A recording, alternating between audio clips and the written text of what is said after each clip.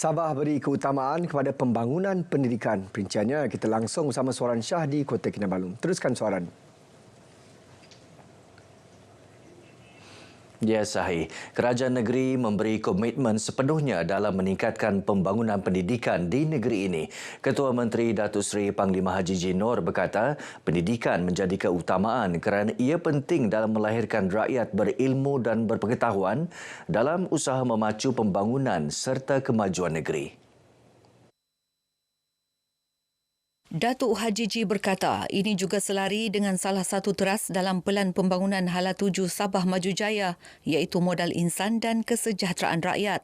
Kerajaan negeri juga memastikan pembangunan infrastruktur dan akses pendidikan kondusif dapat dilaksanakan melalui kerjasama pelbagai pihak ke arah mempertingkat kecemerlangan pendidikan.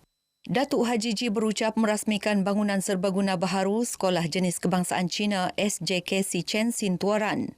Pelbagai inisiatif turut disediakan bagi memastikan anak-anak Sabah mendapat pendidikan sempurna seperti beasiswa dan pinjaman selain bantuan one-off kepada pelajar mendapat tawaran ke institusi pengajian tinggi.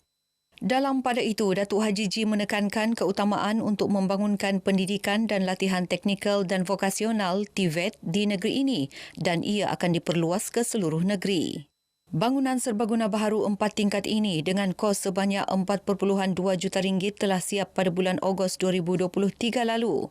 Ia dilengkapi dengan pelbagai kemudahan pembelajaran kepada pelajar seperti bilik muzik, reka bentuk dan teknologi RTB, multimedia, sains dan perpustakaan.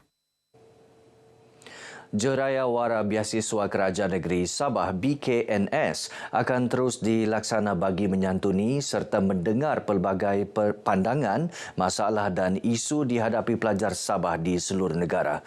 Lokasi terkini di Kota Baharu, Kelantan dengan 300 pelajar Sabah menuntut di Universiti Malaysia Kelantan dan Universiti Sains Malaysia Kubang Kerian menyertai Jeraya Wara berkenaan.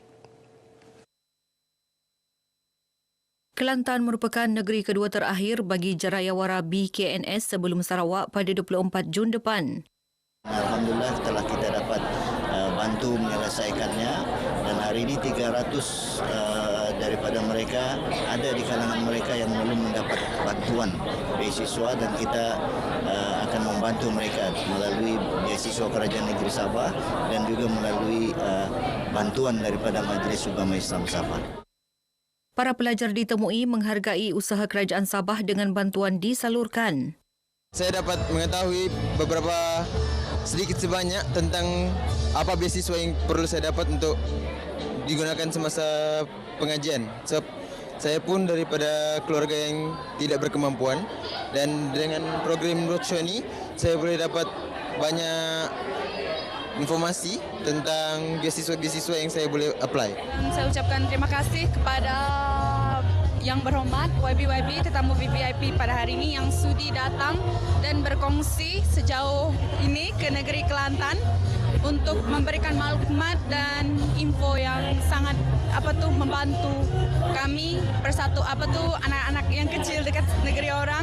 Semua pelajar mendapat begitu banyak lebih pengetahuan tentang beasiswa-beasiswa yang Kerajaan Negeri Sabah Kerajaan Negeri Sabah sediakan kepada pelajar-pelajar yang belajar di Semenanjung dan juga di mana-mana juga.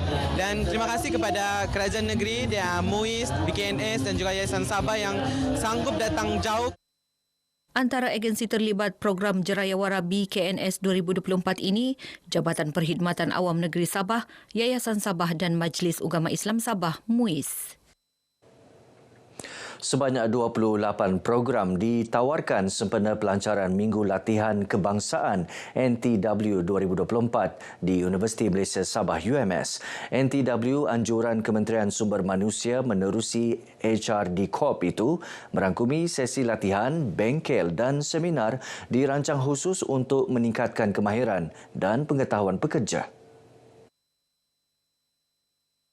Timbalan Menteri Pendidikan Tinggi Datuk Mustafa Sakmud berkata, kerjasama UMS dan HRD Corp menerusi NTW 2024 amat penting dalam penyediaan dana, sumber serta kepakaran yang diperlukan bagi memastikan kejayaan program latihan tersebut.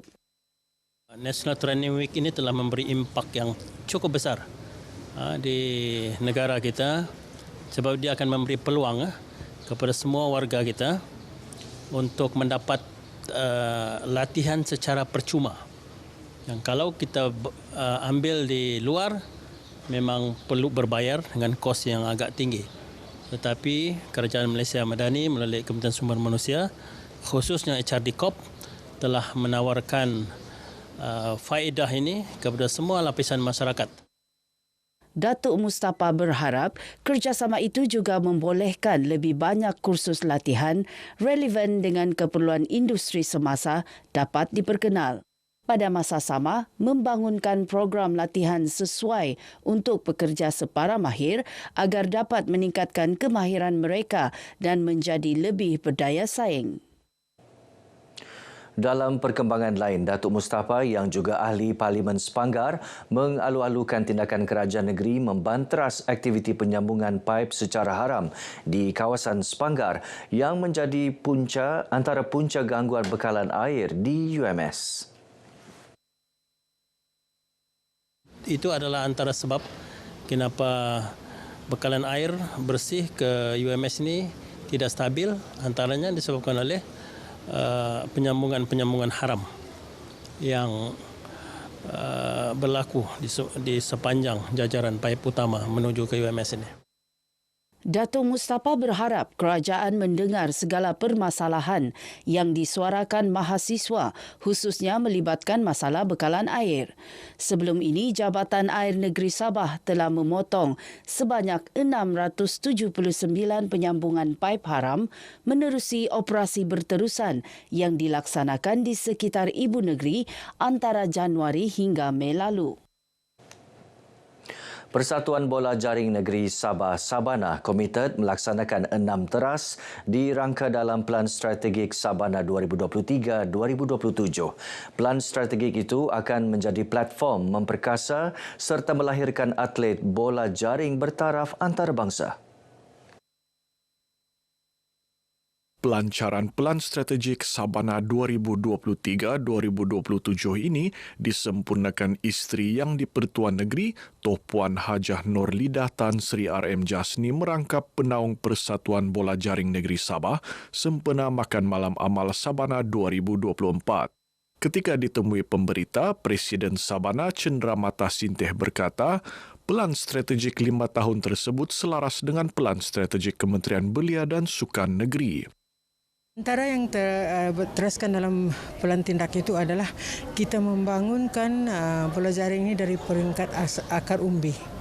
Jadi maknanya kita akan mencari bakat dari peringkat tadika, sekolah rendah, sekolah menengah, peringkat pengajian tinggi dan juga kepada belia wanis yang ada melalui program-program pencarian bakat, melalui sukan-sukan seperti sukan saga, sukan kejohanan bola jaring.